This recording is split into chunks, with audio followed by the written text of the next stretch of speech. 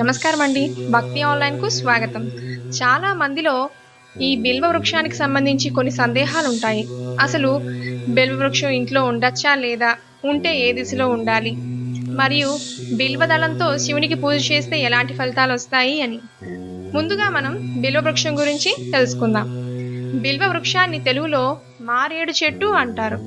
బిల్వం లేదా మారేడు దళం అంటే శివునికి మహా ఇష్టం.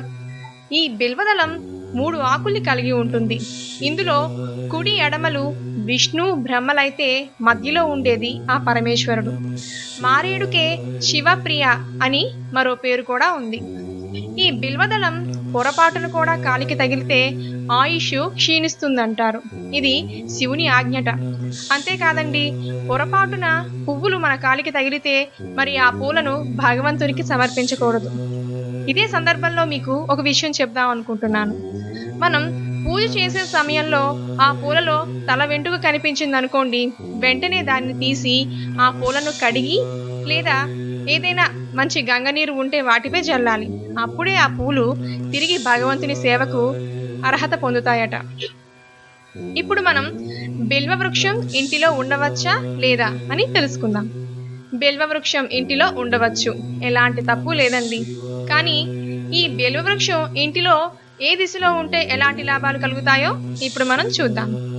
బిల్వం ఇంటి ఆవరణలోని ఈశాన్యంలో ఉంటే ఆ ఇంటిలోని ఉన్నవారికి ఐశ్వర్య ప్రాప్తి కలుగుతుంది.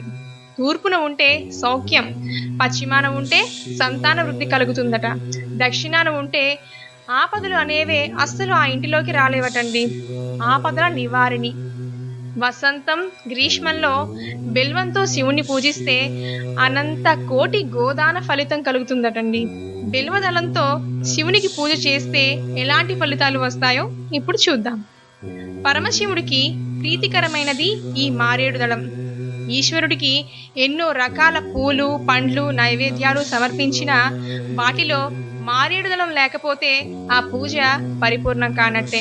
ఎందుకంటే 1000 యజ్ఞాలు చేసిన ఫలం, 1,000,000 మంది కన్యలను దానం చేసిన ఫలం, 100 గోవులను దానం చేసిన ఫలం కన్నా ఒక్క బిల్వదళం సమర్పించడం వల్ల వచ్చే ఫలం చాలా ఎక్కువ. చెంబుడు నీటిని నెత్తిన పోసి ఒక్క మారేడు దళాన్ని భక్తితో సమర్పిస్తే చాలు, ఆ పరమశివుడు ఆనందంతో తబ్బిబ్బై మీ ఇంటి ముంగిట కల్పవృక్షాన్ని పాతి కామధేనువును పెరట్లో కట్టేసి వెళ్తాడట. బిల్వవృక్షం సాక్షాత్తు శ్రీ మహాలక్ష్మి హృదయం నుండి ఉద్భవించిందని పురాణాలు చెబుతున్నాయి. బిల్వదళాలు త్రిశూలాకారంలో ఉండి ఆ త్రినేత్రుని 3 కన్నుల ఓంకారానికి ప్రతీకగా భాసిస్తాయి.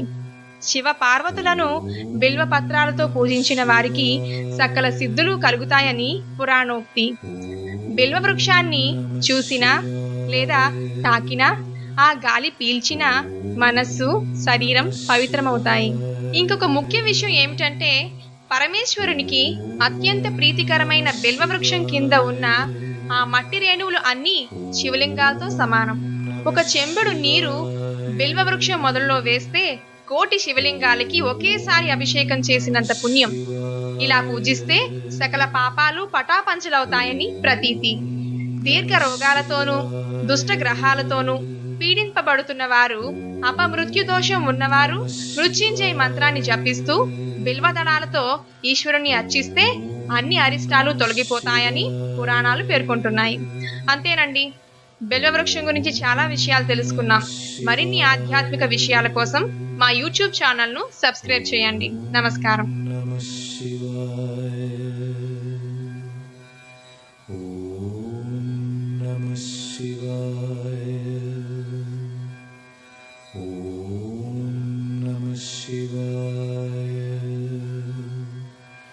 Om Namah Shivaya.